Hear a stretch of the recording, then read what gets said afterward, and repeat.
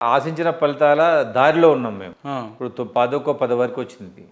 అది అఫీషియల్గా టెక్నికల్గా 9. ఆ, కానీ రేపు కేంద్రం కులగణన లెక్కల తర్వాత మా రిజర్వేషన్ 18 వచ్చినా 19 వచ్చినా ఆటోమేటిక్గా మాకు 11% రిజర్వేషన్ వరకు వస్తుంది.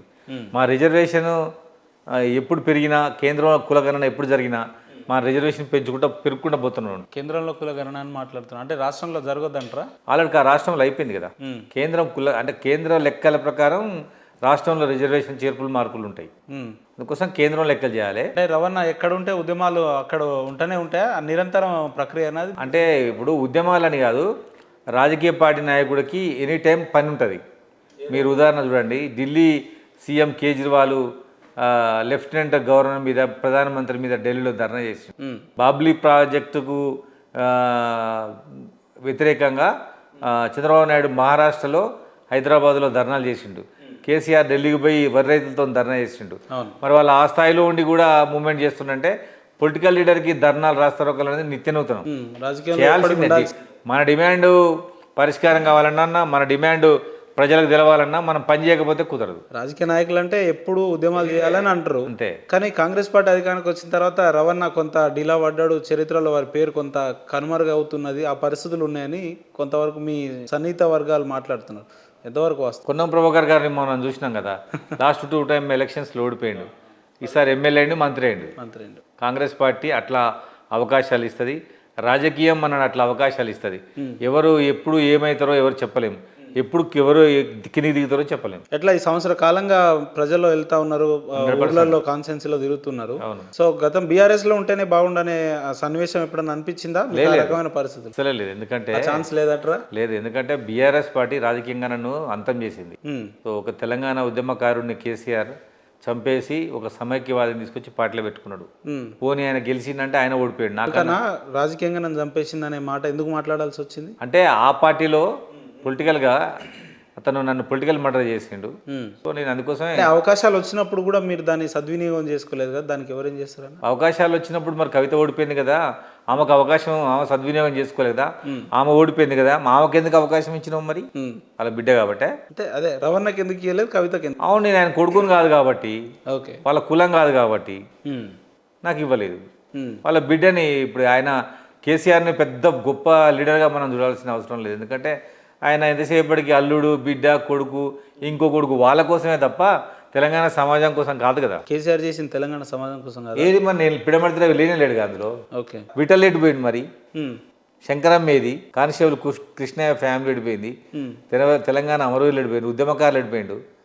తెలంగాణ ఉద్యమం చేసిన వాళ్ళకు నాకు టికెట్ ఇచ్చినావు కావచ్చు, మరి ఉద్యమం చేసిన వాడికి 250 గజం స్థలం ఇవ్వాలి కదా, వాడికి పెన్షన్ ఇవ్వాలి కదా, అవి ఏం చేయలేకపోయింది కేసీఆర్. అన్న మీరు కాంగ్రెస్లో జాయిన్ అయ్యి దాదాపు 1.5-2 ఏళ్ళు అయితే ఉంది నియర్గా. ఇప్పటి వరకు కూడా అదే రకమైన బాధతోటి, ఆవేశంతో మాట్లాడుతున్నారు. సో ఎట్లా మీరు కేసీఆర్ పేరు చెప్పంగానే ఈ రకంగా అంటే అంత ద్రోహం చేసిండు.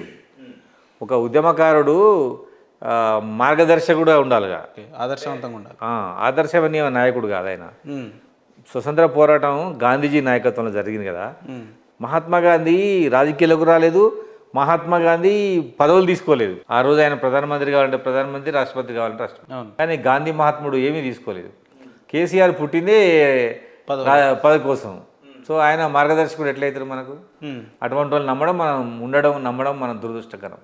తెలంగాణ సమాజానికి సంబంధించిన డబ్బును మొత్తం దోసుకునే ఫ్యామిలీ వాళ్ళు. అంటే కేసీఆర్ గారు మిమ్మల్ని గుర్తించలేదు, మీకు రాజకీయంగా సమాజ్ చేసిరని మాట్లాడుతున్నారు. అది కాదు, కాంగ్రెస్ పార్టీ ఏం చేసింది? నేనేమంటున్నంటే కేసీఆర్ నన్ను గుర్తించడు కాదు, కేసీఆర్ ఇటు లీడర్కి, నేను విద్యార్థులకు నాయకుడిని. కేసీఆర్ కింద పనిచేసి కేసీఆర్ పేరు చెప్పుకొని నేనేం రాజకీయాలకి. ఓకే, నేను అవరకు ముందుకే బహుజన సమాజ్ పార్టీ నుంచి పోటీ చేసిన, అవరకు ముందే బహుజన సమాజ్ పార్టీ గెలిచిన, అవరకు ముందుకే నేను స్టూడెంట్ లీడర్ బహుజన స్టూడెంట్ ఫెడరేషన్గా ఉన్నా.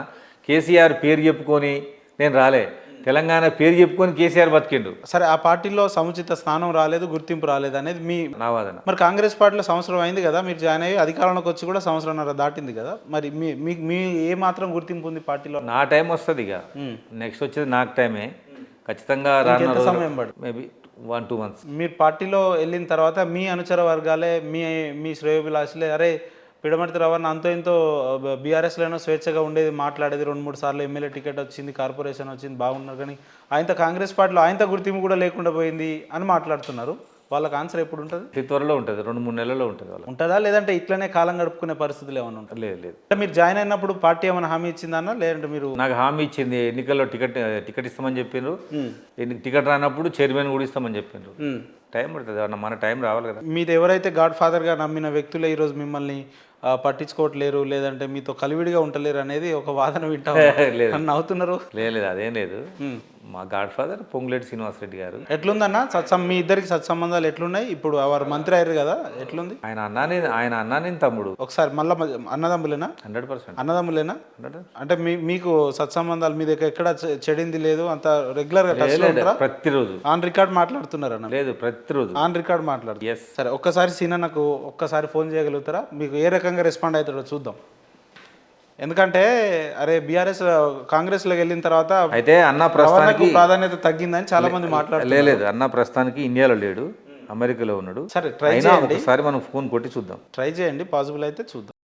ఎట్లుందన్న? అంటే వారు మినిస్టర్గా అయిన తర్వాత మిమ్మల్ని జాయిన్ చేయించుకున్న తర్వాత మీ ఇద్దరికి రిలేషన్ ఎట్లుంది? అంటే మేమిద్దరం కలిసే జాయిన్ అయినాం కదా. ఆయన నాయకత్వంలో రాహుల్ గాంధీ గారి మీటింగ్ రోజే అందరం ఒకటేసారి జాయిన్ అయినాం. ఆయన చెప్తేనే జాయిన్ అయినా. అంటే ఆయన లేకపోతే నేను కాంగ్రెస్ పార్టీలో జాయిన్ అయ్యేవాడిని కాదు. సీనన్న ఉండు కాబట్టి, నాకు మధ్యవర్తి పెద్ద మనిషి ఒక గాడ్ ఫాదర్ ఉండు కాబట్టి.